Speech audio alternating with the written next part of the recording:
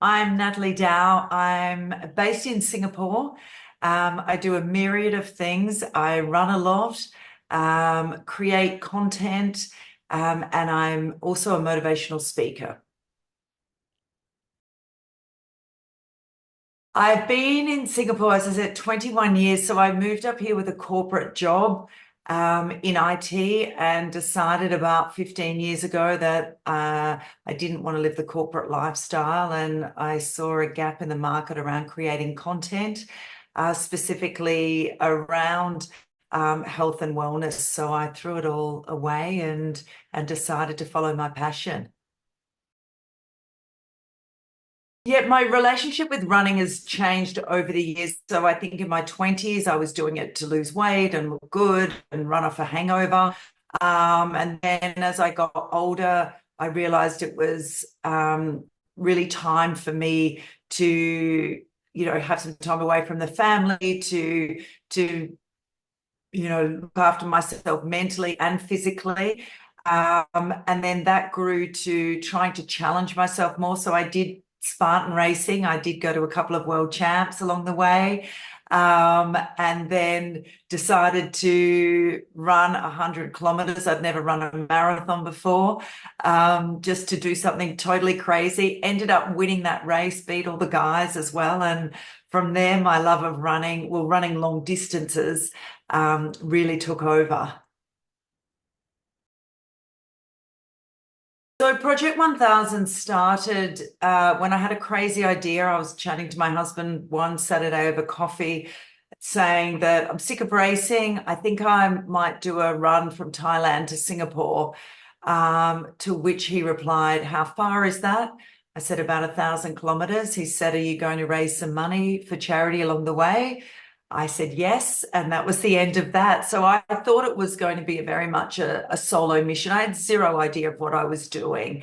And then I had some very special people step up and offer to come with me on the journey. And no one had ever done anything like this in Asia before.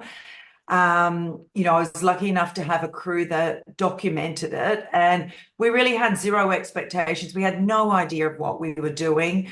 I'd planned some things, but I was just going out to run. And it was very much social led. So we were putting live updates on Instagram and Facebook, and the audience just grew to tens of thousands of people to millions of views. And I had no idea. I was just in my running mind. I didn't look at my phone the whole time. And we had this was a mass of content that we decided we really needed to tell the story more broadly after that. This was we did it in 12 days. So 2 marathons a day for 12 days, with no rest in between. And so for me, my job was just to run, but for the crew, they obviously needed to be awake to capture moments, which was definitely hard. They lived on little sleep as well. We're dealing with things like wild dogs. We're in the middle of nowhere. There's no connections. We're trying to charge things. So they had no idea, obviously, of what they were getting into as well. They just thought it would be an adventure and decided to come along for the ride. So they'd not done anything like this before. So it was basically full of challenge every single moment of the run. When I was decided to run this distance, a friend actually said to me, "Why don't you see if you can set a Guinness World Record?" And I'd never thought about doing anything like that. So I reached out to them. And the record is actually for fastest time on foot, Malaysia Peninsula. So, which is 8 days and 46 minutes of that run. So we actually started the run in Thailand, finished in Singapore, but the Malaysia part is the Guinness World Record. So that was like an unexpected bonus along the way. Yeah, so Guinness World Record holder. I didn't think I'd be saying that at 53. Sadly, it just means you get a certificate and get to put it after your name. That's about it. After the first day of running, I couldn't walk. We had to finish early the first day because my hip gave way. And I was in tears thinking, is it all over? This is embarrassing. What am I going to do? So I took some advice from my physio back in Singapore. I got a massage and just thought, let's just wake up the next day and put one foot in front of the other and see what happens. So that was definitely a challenge. Another challenge was I had a bladder or urinary tract infection along the way. I was peeing blood for 7 days.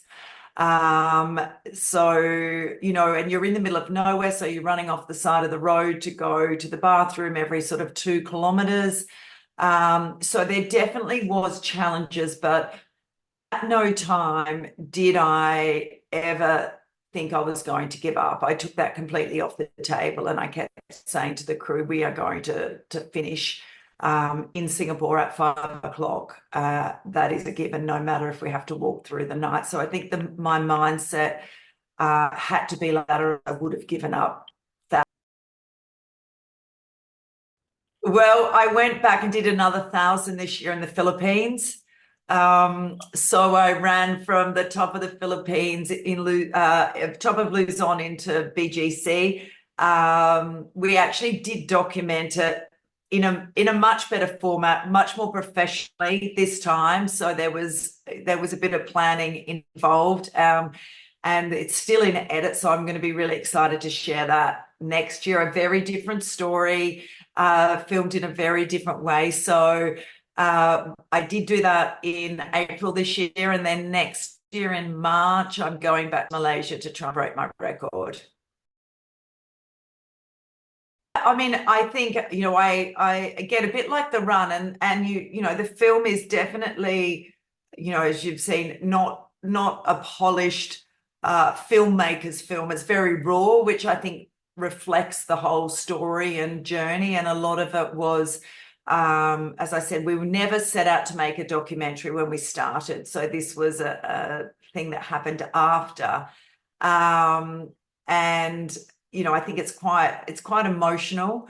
And I know a lot of people talk about crying. So I'd entered it into a couple of festivals, not having any idea. As I said, I'm definitely not a seasoned filmmaker. This is the first one. And managed to also sell it to Singapore Airlines. So it's on in-flight entertainment at the moment, which has been great. But it's been socially led, and then it's on YouTube as well. So that's where majority of views have gone. We did do December last year. We did do a sort of premiere in Singapore at a cinema ahead of the Singapore Marathon, actually.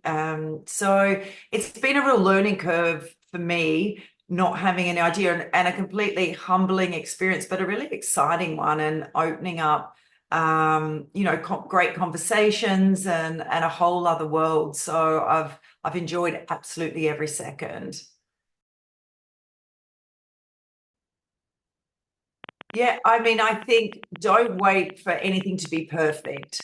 I think if the story is good enough, the story will lead itself. So, put it out there, see what happens. And I don't think there's any downside. If 5 people watch it then and get joy out of it, then 5 people watch it and get joy out of it. I think you have to do it for the right reasons, not to become rich and famous. Do it because it's something you care about and it's a story you want to tell. Thank you so much for your time and just for the access to have this experience. I really, as I said, it is really humbling and exciting. And, I thank you for holding a festival like this. I think it's amazing.